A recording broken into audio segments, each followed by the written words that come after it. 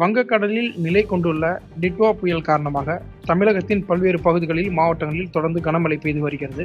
குறிப்பாக டெல்டா மாவட்டமான மயிலாடுதுறை மாவட்டம் முழுவதும் 2 நாட்களாக கனமழை பெய்து வருகிறது.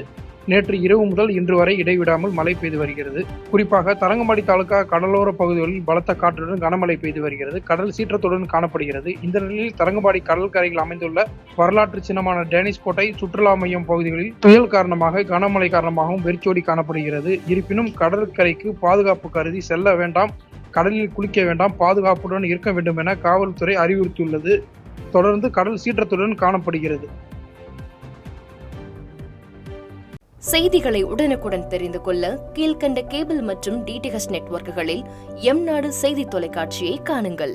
பாதகம் செய்பவரை கண்டால் நாம் பயம் கொள்ளலாகாது பாப்பா.